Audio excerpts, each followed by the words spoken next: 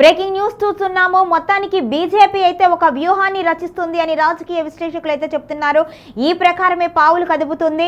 ఇక లోక్సభలో అటు రాజ్యసభలో కూడా బలం పెంచుకునే ప్రయత్నం చేస్తున్నట్టుగా తెలుస్తుంది. ఈ నేపథ్యంలోనే టీఎంసీకి సంబంధించిన ఎమ్మెల్యేలను ఎంపీలను లాగే ప్రయత్నంలో ఉంది.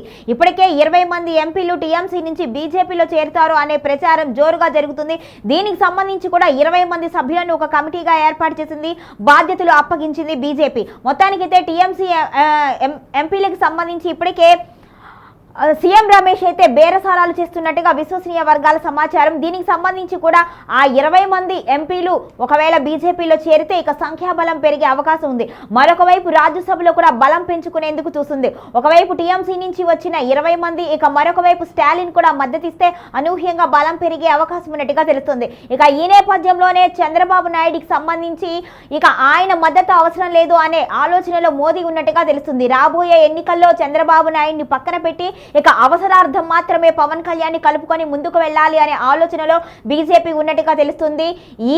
ఈ వ్యూహాల ప్రకారమే చర్యలు అయితే చేస్తున్నట్టుగా తెలుస్తుంది. ఒకవైపు రాజ్యసభలో అటు లోక్సభలో కూడా బలం పెరగడంతో పాటు మరొక వైపు ఇక్కడ బీజేపీ ఇక ఎట్టి పరిస్థితుల్లోనూ టీడీపీతో జత కట్టాల్సిన అవసరం లేకుండా ఏర్పాట్లయితే చేసుకుంటుంది. మొత్తానికైతే డీలిమిటేషన్కి సంబంధించి, అదేవిధంగా మహిళా బిల్లుకు సంబంధించి బిల్లులు ప్రవేశపెట్టాలి పార్లమెంటు వర్షాకాల సమావేశాల్లో అని బీజేపీ భావిస్తుంది. దీనికి సంబంధించి ఇప్పుడు ప్రణాళిక రచిస్తూ ఎంపీలను తమ పార్టీలో చేర్చుకునే విధంగా ఎన్డీఏ కూటమిలో వారందరినీ కూడా ఆహ్వానించే పనిలో పడింది.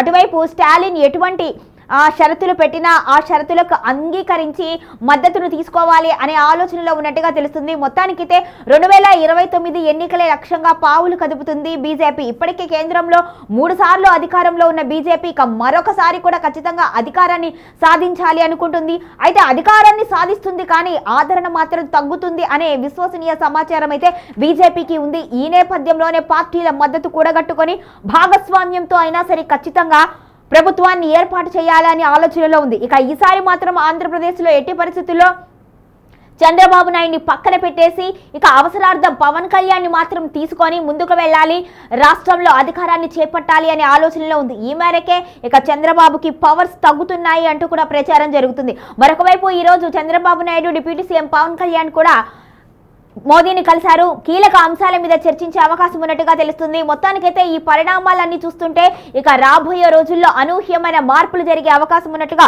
రాజకీయ విశ్లేషకులు అయితే చెబుతున్నారు.